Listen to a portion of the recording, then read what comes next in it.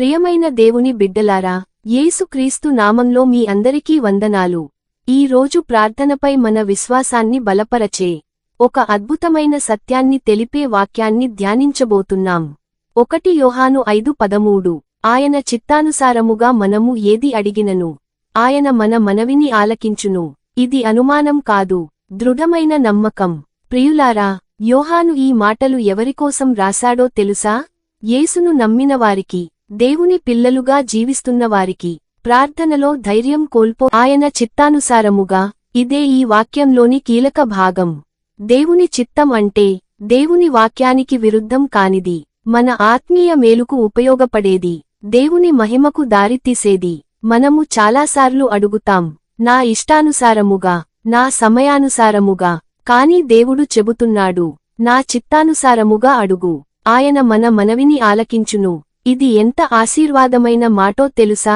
దేవుడు వినేవాడు, దేవుడు గమనించేవాడు, దేవుడు స్పందించేవాడు. మన ప్రార్థన మనుషులు వినకపోయినా, ఎవరికీ తెలియకపోయినా దేవుడు ఆలకిస్తాడు. ప్రార్థనకు సమాధానం ఎలా వస్తుంది? దేవుడు ఆలకిస్తాడు అంటే ప్రతిసారి మనం కోరిన విధంగానే వస్తుందా? సమాధానం అవును కాదు, కానీ మేలైనదే. కొన్నిసార్లు అవును, కొన్నిసార్లు వేచి చూడు, కొన్నిసార్లు ఇది కాదు, ఇది మంచిది. దేవుని సమాధానం ఎప్పుడూ మన నాశనానికి కాదు, మన ఆశీర్వాదానికి. ప్రియులారా, ఈ రోజు మీరు ప్రార్థనలో నిరుత్సాహపడితే ఈ వాక్యాన్ని పట్టుకోండి. ఆయన నా మనవిని ఆలకిస్తున్నాడు. ప్రార్థన ఆపవద్దు, విశ్వాసం విడిచిపెట్టవద్దు. దేవుడు పనిచేస్తున్నాడు, మనకు కనిపించకపోయినా. ప్రార్థన. ప్రభువైన దేవా, మేము అడిగిన ప్రతి మనవిని నీవు ఆలకించే తండ్రివని నమ్ముతున్నాము. నీ చిత్తానుసారముగా అడిగే జ్ఞానాన్ని మాకు దయచేయుము. మా ప్రార్థనలలో మా విశ్వాసాన్ని బలపరచుము.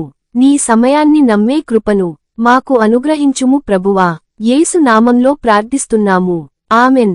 ఈ వాక్యంలో దేవుడు నీతో మాట్లాడితే దయచేసి వీడియోకి లైక్ చేయండి మరియు సబ్స్క్రైబ్ అవ్వండి. మీ కోసం ప్రార్థించాలంటే కామెంట్లో ప్రార్థన అని రాయండి. దేవుడు మిమ్మల్ని ఆశీర్వదించునుగాక.